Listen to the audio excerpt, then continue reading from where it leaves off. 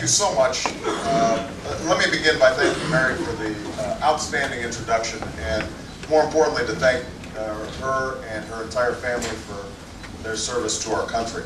It is extraordinary, and I'm very moved and touched that she was willing to be here and to introduce me in that fashion. You have spent the morning talking to some of the smarter people I know, and I know that it has been a very enlightening summit, so I just want to publicly thank all the people that you've been hearing. Anthony Lake for his outstanding work, Susan Rice, John Hudson, and Samantha Powers, and Richard Danzig. They are all extraordinary. Please give them a big round of applause.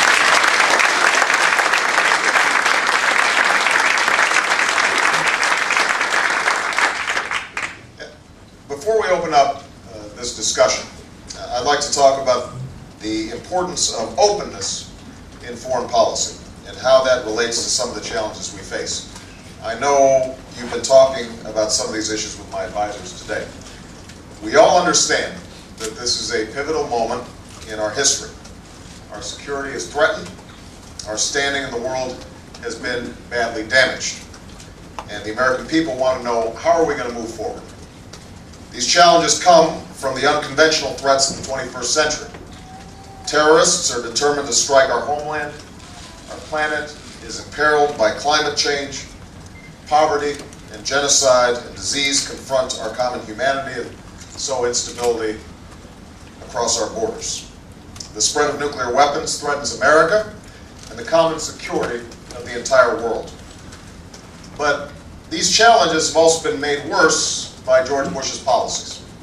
Our ability to lead has been set back by our bluster and refusal to talk to nations that we don't like. The administration's use of torture and indefinite detentions has set back our moral leadership. National security has been used as a political wedge to divide us, not as a cause to unite us behind a common purpose. Most of all, our security and standing have suffered because of a misguided war in Iraq that should have never been authorized and should have never been waged. So that's what the next president faces. That's what America faces. And so it's critically important that those of us who want to lead this nation be open and candid and clear to the American people about how we will move forward. Because we've got big challenges. We've got to think big, and we've got to tell the American people precisely what we think. We've seen what happens when the door is shut on the American people. We know what it's like to have old Washington hands like Dick Cheney and Donald Rumsfeld saying, "Trust us, we know what we're doing on foreign policy." But whether it was going to war with Iraq or whether it's saber-rattling at Iran today, their experience has not led to good judgment. Now the American people will have to look at all of our candidates for president and ask, who is offering clear answers and clear directions about how to turn the page? Because when you elect our next president, you will choose someone who will make those judgments on Iraq and Iran and how to restore America's standing, and you have to be able to trust that he or she has the judgment to lead. Openness is an important part of the leadership that I offer, because policies made in the shadows don't stand up well to sunlight. When you have to shift your rationale for war in Iraq, chances are that the war is not based on sound judgment. When you outline your legal framework for the war on terror in secret memos, chances are something's going on at Guantanamo that the American people wouldn't like.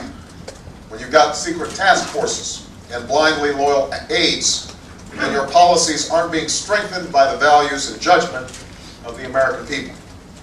It is time to stop shutting the door on our foreign policy, because the American people are not the problem in this country, they are part of the answer. It's something I learn every single day.